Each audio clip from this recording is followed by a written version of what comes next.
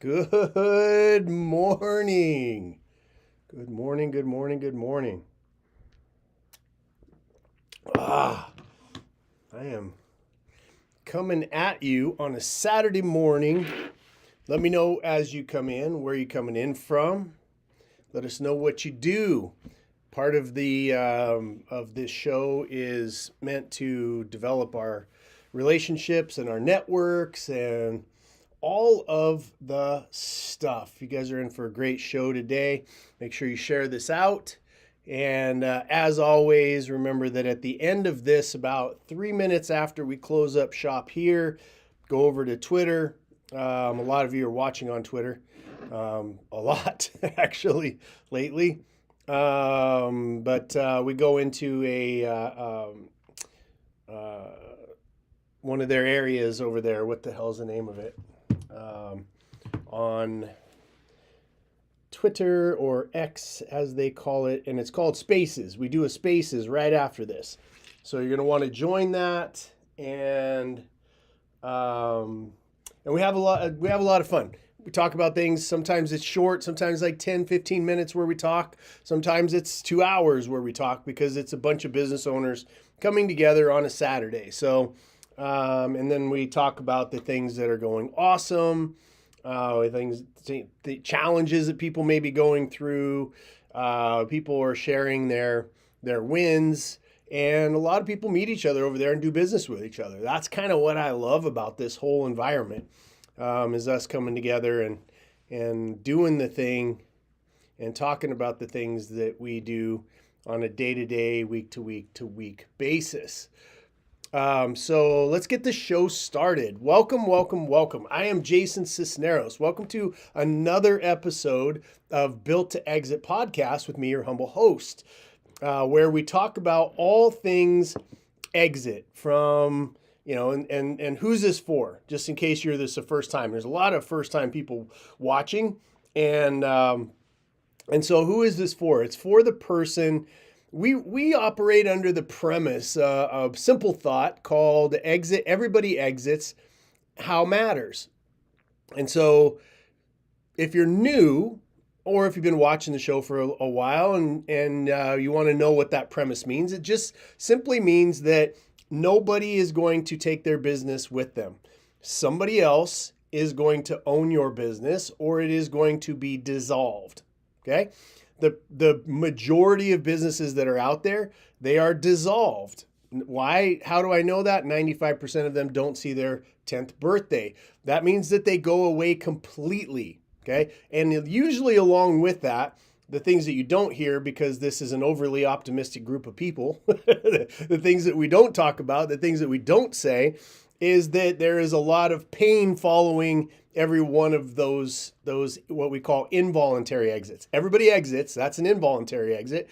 And there's a lot of pain. There's debt to pay back. There's embarrassment. There's a lot of relationship issues. There's houses that get taken. There's divorces that happen. There's an entire wave of destruction that goes behind a business that fails. I know personally, first-handed, because everything I just said happened to me in my first 3 exits, right? And they happen kind of bang, bang, bang, bang, bang, because I was a typical business owner, thought I knew everything, really didn't know what I was doing, and it was pre the idea that I didn't know that everybody exits. How matters. I was going along with what was easily consumable, right? Which is your gurus that are out there, all this free information from people. It was before I started to realize I needed to do due diligence and ask questions and all of the stuff. And so that led me down a very predictable path, which is what 95% of people do, which is go out of business. And so as I grew my next set of businesses, I learned some lessons, as you do. Really, that's where, as you get into a business, you've owned it for 3, 4, 5, maybe you might be at that 10-year mark, and you're like, man, I've got something somebody wants to buy. There's a swarm of people that are telling you that they want to buy your business these days. And, and I had a dictated exit, which means I sat down as a business owner. I was like, I was full of cockiness. I've got 3 bonus points that I'm going to tell you at the end of this.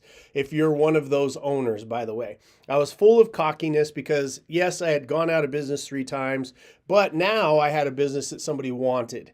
And instead of learning from my first experience and having some humility, I was like, oh, I have a business that you want to buy. Okay, I'm in control. Having never sold a business. What an idiot. Okay, having never sold a business, not knowing the process, all that other kind of stuff. Well, predictably, I got my ass handed to me. Let's talk about a pile of money for just a second, okay? Because that's this entire premise of this show is around you making sure that as the business owner, because you're the heartbeat of Built to Exit. You're the heartbeat of why I do what I do, because we change the world in so many ways. I love merchants all the way back from in the beginning of time to now. I believe most of the good things in this world have come from merchants. Life saving, life extension, housing, food distribution, all of that has come from the minds of people like us that owned a business and were looking to ease suffering and make a profit along the way so we could take care of our families. So in so doing, that's my family. That's who I speak to every single Saturday, like clockwork here. And one of the things that I want to talk about, why we're talking about this broker situation, is because I want you to view your business and think of it like a pile of gold coins, right? And when you get ready, you're working your ass off. You're falling in love with the outcome of your customer. You've gone through the foundational work with us or with somebody that helps you get past your own blocks, right? And you get the thing optimized and you're just stacking up those coins. You're just stacking them up, stacking them up, stacking them up. And finally you get to a place where, remember, 95% of the people that pile of gold is swept off the table. They don't get access to it after 5, 10, 15, 20, 30 years of working hard to put gold in that pile. It just disappears, right? It just poof, it goes away because they went out of business. All kinds of reasons, okay? There's a million ways to go out of business, very few to keep it going beyond 10 years and then into a sale. So let's imagine that you did a good job, right? And you've stacked this stuff up and there's a pile of gold there. And as a business owner, you did that by being a great business owner and by doing the thing that you do really, really well, right? Everybody exits. Now I would just talked about involuntary exit, and then we have the dictated exit, which neither one of those are preferable. And then the third type, which is what we do, which is what I learned that I wanted to do the third time around, which is a custom tailored exit. I studied every move of every private equity firm. You see in these shows, I do a lot of research. I know a lot of deals, backwards, forwards, inside out. I know the people. I've reached out to them. I've been to a couple of nursing homes where some of the deals that I talk about, those people were in nursing homes, and I go and have conversations with them because I'm fascinated about by the art of the deal and making it work. And that obsession became an obsession for me because it was my businesses. I never started out to read a book and become some guru that was going to make all of my money, the only money that I ever made, from pitching some kind of a program, right? I've bought lots of gurus programs that didn't help me for shit, made things worse, actually. Not how I started out. How I started out was making a living for me and my family and learning the hard way by going bankrupt and then by getting my ass handed to me in a dictated exit, and then finally getting to a place in 2019 when I had my big custom tailored exit, which went exactly how I wanted to in 3 areas. Write these down if you're new. You want to control the price, the timing, and the terms of the deal. And if not, okay, go back to that pile of gold that is your business. You've spent years, you've sacrificed, you've had arguments with your spouse, you've missed trips with your kids, you've not been to a couple of the games, all of the things that you did, you've slept, you've sacrificed. Maybe you're sitting with 30, 40 pounds on your belly because you ignored your health a little bit, right? Maybe you're smoking, whatever it is that you sacrificed to build up this pile of coins. And now you're to a place where you're like, all right, I wanna sell this pile of coins, cash in, and go live my life. I want to do what's next, what we call the horizon, which is definitely a program you're going to want to learn about. But the horizon is what's next after that happens. And so you're looking at that pile of coins and you're like, okay, I've got this asset. I want to trade that in. I want to get paid, right? And I want to go do what's next. Whether that's passing it over in succession to your kids, to employees that you want to sell to a private equity firm, which, by the way, I always reference as the best buyers. There's like 500 or 600 of the 7,000 that are out there that are really, really good to deal with. And the rest of them, there's some shadiness that goes on. But, and you got to be really, really careful, okay? You got to be careful with the top 500 too, because they're always trying to get a deal. But so you've got this pile and you go into it with a sense of arrogance. You're like, I built a company that was worth buying. Right? And you go, and you've got that arrogance about you because you figured out how to deliver a product and or service well enough to be able to do what you're about to do, which is sell your business. Okay? You've got it. You listened to what I said. You said, okay, Jason said I had to get my relationship to my customer. This is what a buyer wants to know. Solidified, predictable, did that. Jason said I needed to get a team put together where I wasn't needed in the thing. Did that. Done. Jason said I needed to get my finances clear, concise, true and accurate, and transparent. I did that. Boom. Jason said I needed to put together a killer exit plan. I did that. And I've actually even done some pre-work out there for the next buyer. I'm ready to sit down and have this conversation. Great. Now, remember that pile of gold, which is what you stacked up, you're going to cash in. There is an entire industry, and I'm going to go through some of the things here towards the end, and I'm going to do an entire show next week on all of the hands that are going to go into that pile. I'll give you some ideas, but that pile, because you don't know what you're doing, the higher your arrogance level, okay? Arrogance, ignorance, emotion. When they're high, your intellect is low. And so if you go into this thing and you're like, I have built a company, and I've seen this over and over and over just this last couple of weeks. I've heard it on the phone from people. They're just like, yeah, I'm really smart and I did this and blah, blah, blah. And now I'm going to sell my company and I don't need a broker. I don't need any help. I don't need any advice. Okay, that's great. You're going to get your ass handed to you. Okay, what's going to happen first?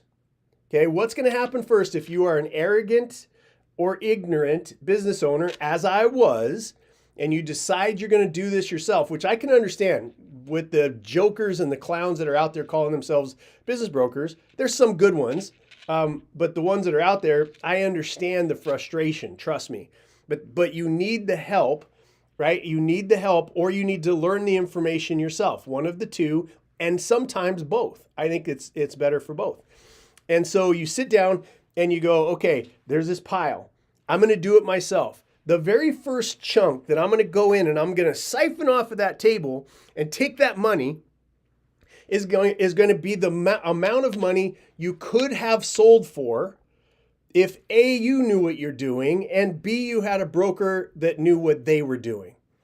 Okay? So all of a sudden that pile gets smaller by, I would average 60%.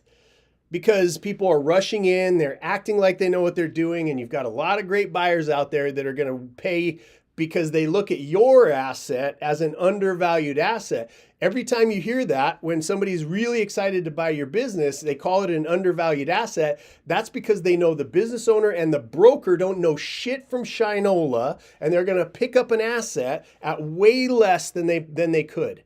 Okay, so the very first thing that happens when we work with people is we want to keep that pile as big as it can by driving up the value, taking advantage of those 4 areas, controlling the price, timing, and terms. We want to keep that pile the size that it can be, but that pile goes down usually by about 60% just because of arrogance, ignorance, and a lack of understanding about how these deals work. Okay. So you move that off where you could have got a multiple of, let's say, 8 to 10. You hear somebody, right?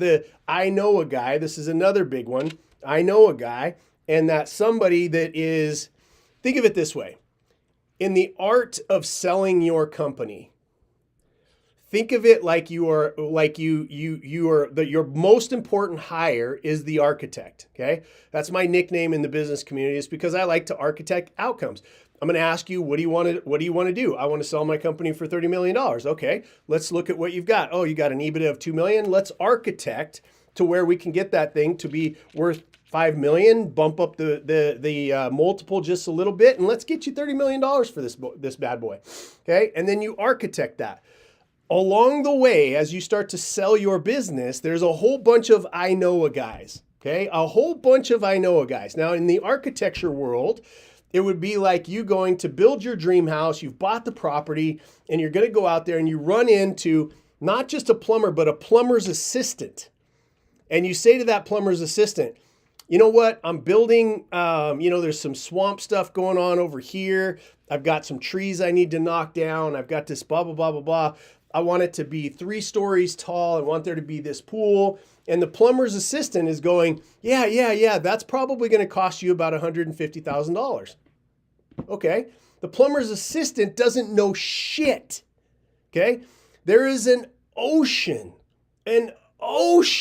of people who touch deals in the sale. There's the person who has the assistant that gets the coffee for the person that puts together one scenario in one of the states where you own a business, and they're doing that for one line item for the person who's actually doing the brokering on the deal that may or may not get used in the thing. And now they're on Facebook. That assistant that got the coffee is now on Facebook doing things like, I was associated with a $100 million deal. You didn't do shit except for get the coffee for an assistant of an assistant that didn't give you shit for Shinola, and it didn't even get used in the report in the final end. That's who you're dealing with.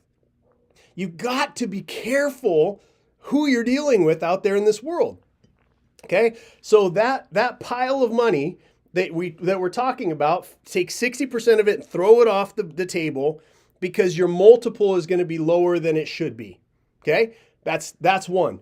Now, the rest of it goes because you're listening as a business owner. You're going to go, oh, I know a tax guy that told me that things are they're selling for a 3 multiple in window cleaning businesses. Okay. And you listen to that. It's great that they're a tax person. It's great that they've probably seen some deals, but they have nothing to do with the architecture of your particular outcome. Nothing to do with the architecture of what you want to have happen. And there's ways for you to architect with whatever business you have, ways for you to architect exactly the amount of money that you want. Okay. And exactly the timing that you want with exactly the terms that you want. There's ways to do it. But it does not start with you as a business owner, me as a business owner when I was younger, saying or acting like you know anything about how to do this until you've studied it. Your business, you are the master, you are the king, you are the queen, you are the paraphernalia of your business because you figured that part out. This is an entirely new education that you have to put yourself through. Entirely new. You have to learn new skill sets. You have to be different in conflict. You have to be know how to do due diligence. You have to understand what a leverage buyout is. You have to understand the difference between the people that are putting deals on the table. You have to understand when people are making offers and they tell you that you're going to carry 80% of it. Where's the 20% coming from? Do they know how to run a business? When they take this over, am I going to get a small amount now and I have to be around for? You have to understand this. Secondarily, you got to have somebody in that deal that knows what the hell they're doing. Okay?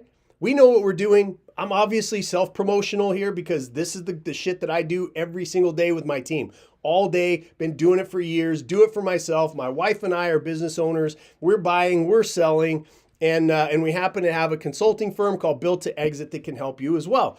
There's other people that can help you, okay? We're not the only one. But the point is that there's a lot more people who don't know what they're doing. Most of you Don't ever get past the arrogance part of knowing that you've built a good business and going, oh, now I'm stepping into the rookie seat, right, of selling my business. I got to learn some stuff so that you get that pile so it stays what you've earned, okay? Instead of wiping 60% of it off just because you're in a portion or a deal where the buyer is going to know more than you, okay? Let's move past that. And you want to make sure that you're not talking to a plumber's assistant when you're trying to architect your future, your business. Great, you have a friend that's an attorney. Great, you have a friend or know somebody in the tax service. Great that you have somebody that knows somebody that did a deal at one point in time. Not the people you should be talking to when you are doing your single largest, most important transaction of your life. I've seen it fall apart. We're dealing with companies that have fallen apart post-close where people are filing bankruptcy. Because they trusted somebody, a clown of a broker that just wanted the fees, didn't care about the deal, who sold to somebody they didn't do due diligence about, and now that person has drained the company out of cash, put it into bankruptcy, and then handing it back to the old owners again with about 20% of the cash that they thought they were going to get paid out. It is very sad. I don't like watching it happen. It pisses me off every time. But at the end of the day, it is your responsibility as a business owner to take complete and total responsibility for you, for your asset called a business, and where it's going to end up in the future. Okay? Whew, that was a long lead in, but I have to, if you see yourself as one of those business owners, trust me, I'm not like trying to put anybody down. I was every part of this. I'm not trying to say that if you're arrogant, you should be proud of the asset that you've built. I'm not taking any of that away from you. But when you listen to the wrong people and you think you know what you're doing, I'm just telling you that's going to lead to pain. You may actually get it sold, but it's going to be for way less than you could have gotten. And there's going to be terms that are not going to be favorable, and the deal may fall apart post-close. I just see it happen more often than not. It's over 50% of deals that are signed on, the initial deposit is paid. Over 50% of those fall apart post-close. Okay, so I know what I'm talking about. All right, so let's get into this. How do we go through this broker information? There's a lot of brokers out there. There's a lot of people that tell you that they're going to help sell your company, and we got to be able to filter through the joker broker deal, okay? Now, think about this. Remember, 93% of businesses never sell. And that's the ones that get put on the market, right? That's not 33 million businesses that are operating right now as SMEs. 33 million of them, not all of them are up for sale, right? Maybe, I don't know, maybe 20% of them are up for sale. Of that 20% that are up for sale, only 7% of them ever sell. Of the 7 that ever sell, only 50% of them don't fall apart post-close, and they actually do the thing that it said they did. Now, that 50% that's less, I would say the terms are, generally speaking, not leaning towards the business owner. So it's all I'm saying here is that this is in a topographical map. There's a very pinpoint accuracy of where you're trying to get to. And there's a 1 or 2 maps of how to get there and to defend yourself along the way. Most business brokers don't know that there's even a map. They want your initial fee, right?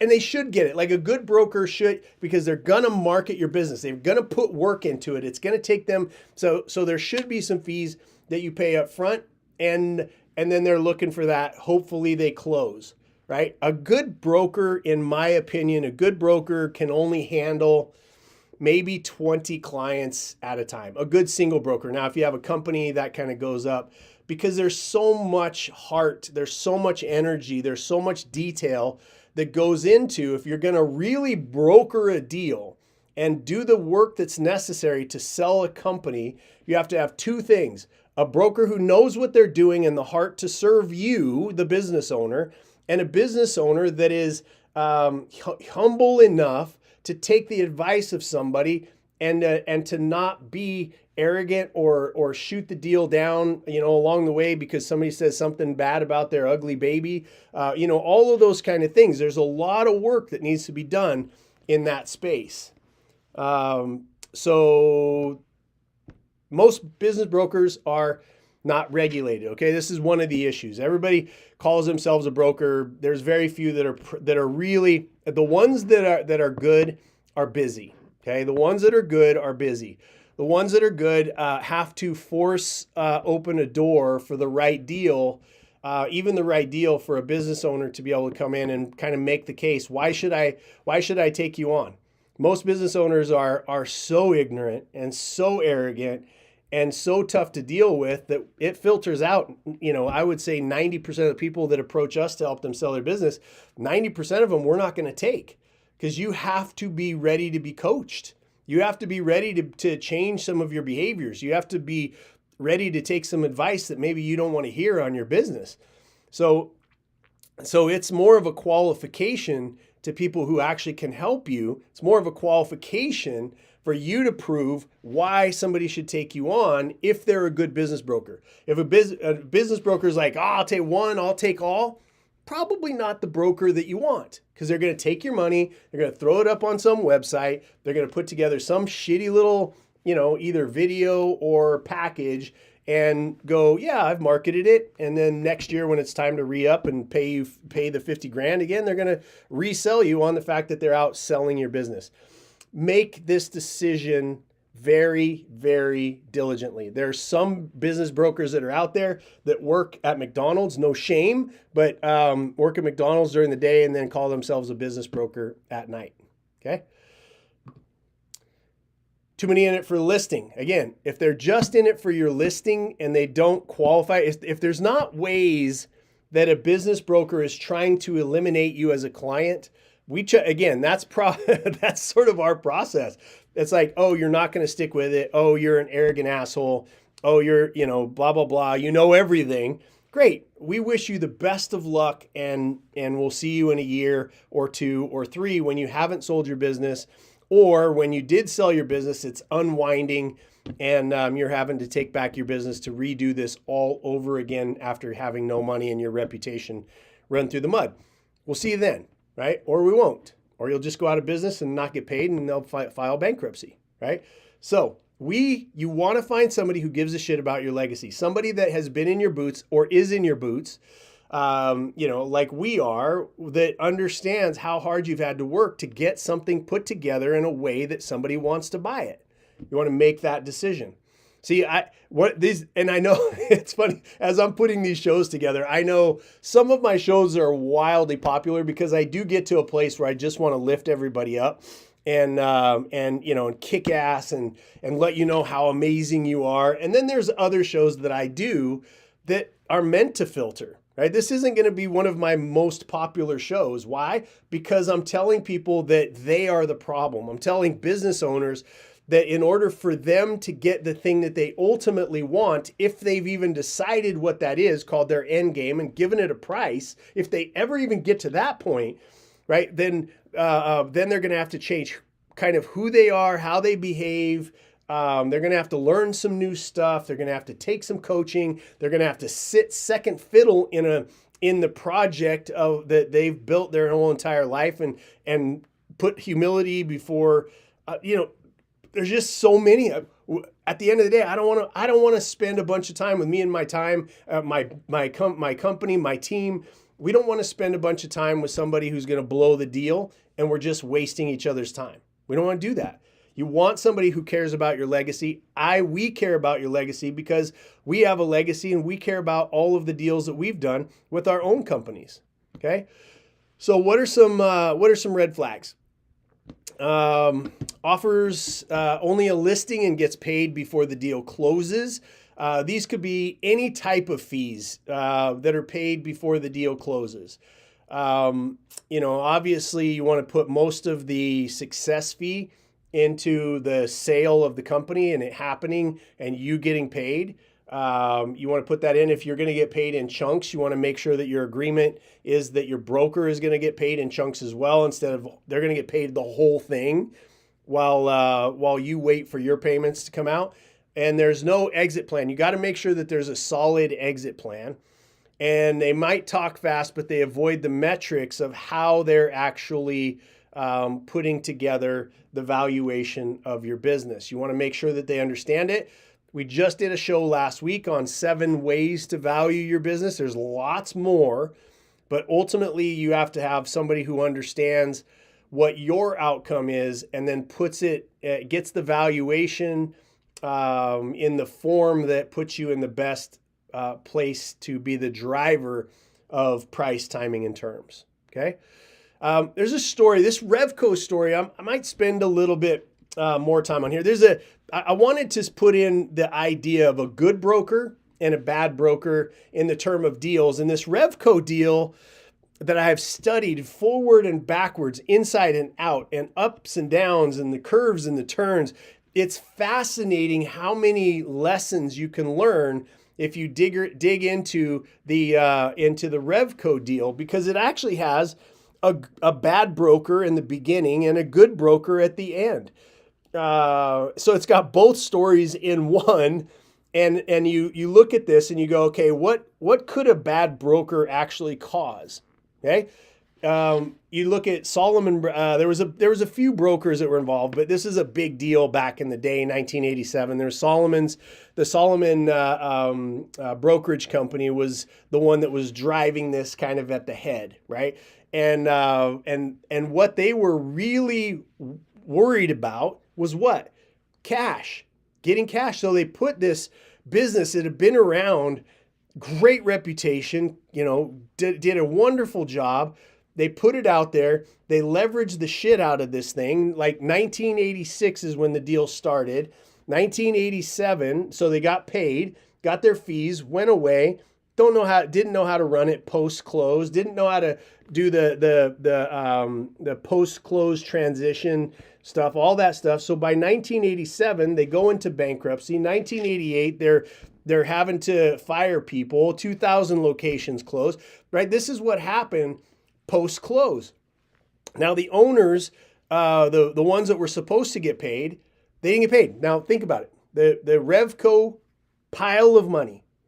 They put this deal on the table. They had some people that were self-motivated and selfish, and those people went in and they took off 90% of that cash and put it in their own pockets because the people running it didn't have control over it, didn't know what to do, and they didn't know that they were hiring shitty brokers that were clowns. Okay, took that off. Now the thing's in bankruptcy.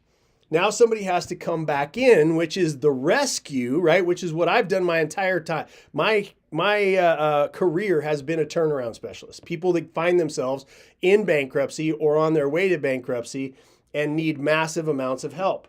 Well, that's where Sam Zell steps into the Revco story. I think in 1989, I printed out some, not printed out, I looked up some stuff on him. But he came in, Sam Zell came in and, like we do, he raised some money. He came in, he turned it around and was able to, within 10 years, he was able to, I think it was by 97. So he was able to turn it around like between 89 and 97, and they sold it to CVS. A lot of the CVSs that you see out there right now happen to be old Revcos. Right. And he was able to turn it around and turn it into, I think it was a 2.3. Let me see. I don't want to get the number wrong, but it was like a $2.3 billion exit to CVS. So there you had a shitty broker, a broker that was a clown that was just in it for themselves. They were in it to basically rake the company over the coals, get rid of employees, get rid of locations, get rid of assets, put all that cash in their pocket, and leave the underlying business swamped in debt so that they couldn't survive, so they couldn't make payroll, so that they couldn't pay their bills, so that they could not compete and move on and grow, which is what you hope for your company to do, is to go on and survive and to be able to make money for the people that are working there. Okay. So this was an interesting one, this Revco deal. I'm not going to spend much time on the next one because Ben and Jerry's, their exit was done right. The negotiations, if you jump into it, they were really focused around legacy and mission and structure more so than how much money they got. Matter of fact, they took the lower paying deal because the people that they sold to agreed to things that were important to the founders: the legacy, the mission, the structure, who worked there, what they would stand for, what they wouldn't stand for, what would happen to their product, the quality of the product. And so they ended up having a broker who understood that and negotiated all of those points and laid out some options for them on the table and said, hey, this one not meeting your terms, okay? Price, timing, terms. This one's not meeting your terms, but the price is stellar. It's up through the roof, okay? And they're willing to pay that for you. So they got price and timing, but they didn't get terms. And then went to the next deal and said, look, you got the terms here, but the timing is going to be a little bit longer. And then the third one, which is the one that they actually chose, said they're going to pay a price that's fair. They're going to give you the money when you want it, and they're going to follow every single one of your terms. And that's the deal that they took. That's the difference between having a broker who knows what they're doing and gives a shit about how you want the deal to go, okay? They're there to help you determine what is your outcome. What are you trying to sell this business for? What are you going to do with that money? If you want to pay it off house, you want to pay it off car, you want to pay it off kids' education, you want to do all that stuff, that's great. That number, it's $15 million for you to survive to 120 years old, plus pay all those things and blah, blah, blah, blah, blah. $25 million. Great. Now what we have to do is go back in. It's going to take us 18 months for us to clean your business up to get to a place where we can get a $25 million sale. Somebody that says how long it's going to take and is honest with you is worthy of working with, right? Not just us. I'm promotional of good brokers because they're very rare. I'm promotional of them because there's a lot more businesses that need to get sold than we can handle ourselves, right? So just knowing that outcome is super, super helpful. So that's a great outcome. Not all wins are measured in dollars. Sometimes it's about your name. Okay, that's what happened with the Ben and Jerry. Now, how do you identify a good broker? Okay, there's lots of real brokers, but how do you identify the one you want to work with? No commission until it closes, and then that close is segmented as the owner get paid. So if it's 15 payments, they get their commission in those 15 payments, not all up front. They certainly don't get any of it before the close of that. And you have to negotiate those fees dependent on how much work they're doing to actually sell your business. There's costs, there's expenses. You should pay something up front to a good broker, to get them to be able to do the work that's necessary. But they provide you a structured process, right? Step 1 through 0. In our process, we have 52 video steps to go through in pre-exit. We have 52 steps you have to take. And that's only after you have optimized the core business, okay?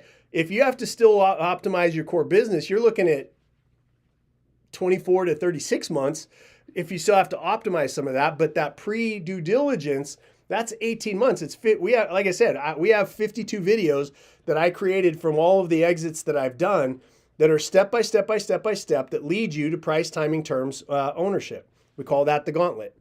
They help you identify and build your business for exit, and there's no FOMO or pressure. Like if there's any pressure on you to sell quickly, that's a huge red flag. A good broker is going to slow you down. They're going to slow you down because you're probably there are some very, very smart, intelligent people that come across my podcasts early in the game, and they're like, oh shit, I need to start, planning for my exit now. There's some of them that exist, but the rest of us are hard-headed like I was, and it's going to take a health issue, divorce, a partner issue, finance, the economy changing for you to go, oh, I need to sell my company now, which at that point it's usually too late. But if you do get ahead of this, start now. And anytime anybody comes in and says, you got to do this quickly, that's a red flag. That is a sign of a broker who is not very good.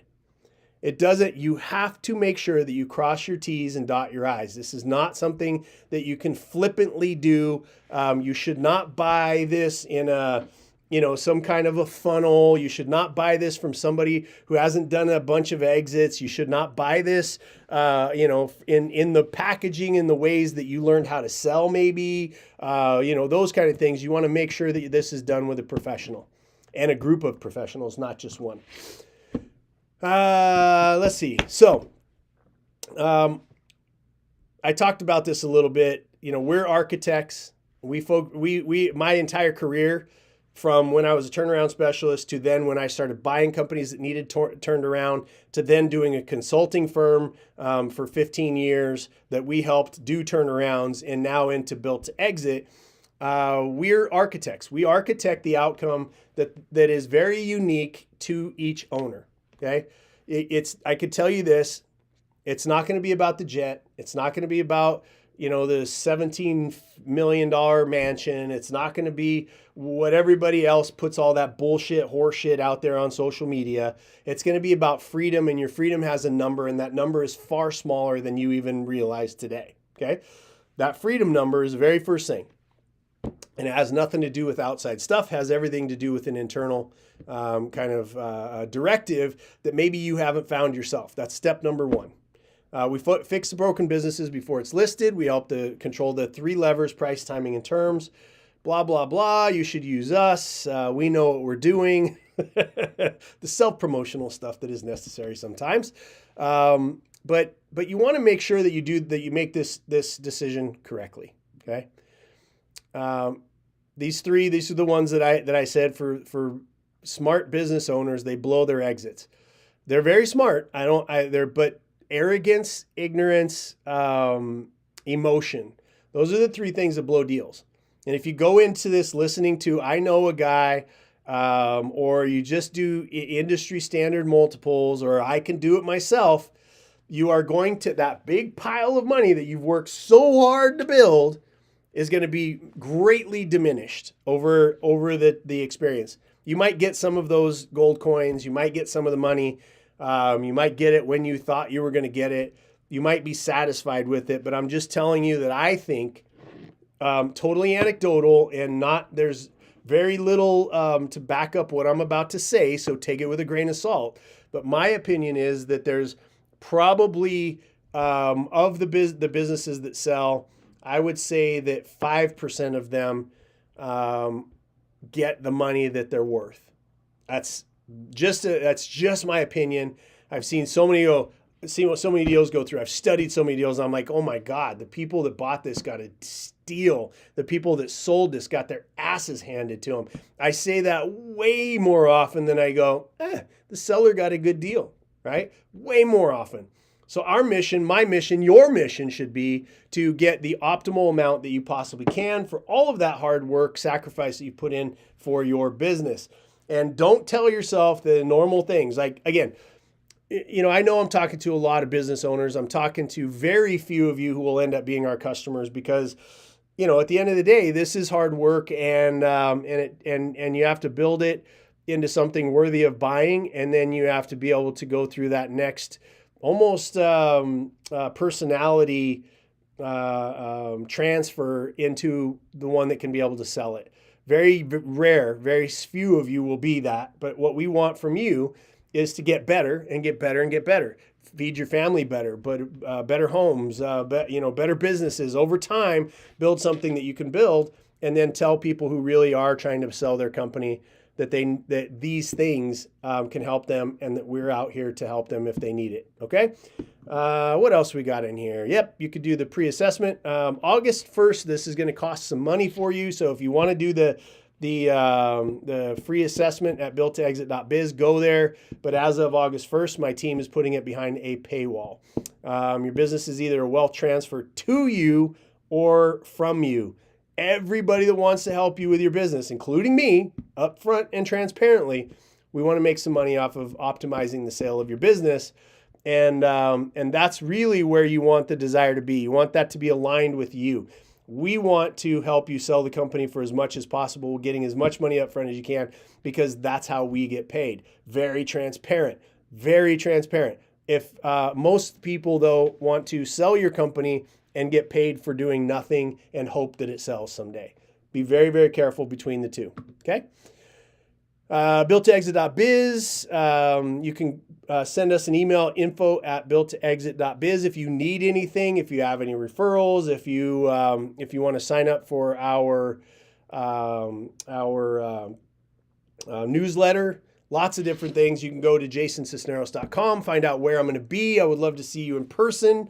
Lots of stuff coming up. Lots of TV deals. I've been working my ass off at the gym because I'm going to be on TV, and I know that adds 10 pounds, and that's 10 pounds I can't afford to show on TV right now. So I'm working my fat ass off in the gym, trying to get some of this king weight off. And we'll be on TV a bunch, and then we're going to be doing a bunch of events, live events. So I'd love to see you, love to give you a hug, love to give you a high five. After this, right now, in about the next 3 or 4 minutes, we're going to lock this up here, and we're going to go over to Twitter, X, @TheJCisneros. You go there, that's my handle, @TheJCisneros, letter J, @TheJCisneros. And pinned at the top, we will have the spaces, and it'll be called B2X After Party. Come join us. Let us know who you are. Let us know what you do. Lots of people doing business with each other in that room and getting to know each other.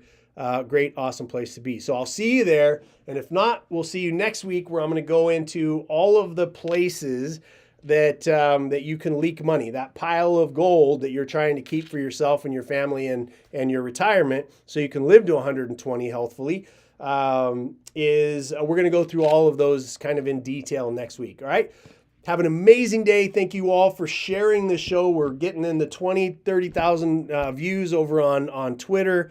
And that's only because those of you that have been my loyal followers and loyal audience and doing real shit with your businesses, my real rebels, have been spreading the word. And I appreciate you more than you'll ever know. God bless. And we'll see you next Saturday, 9 a.m. Eastern Standard Time, just like always. Peace.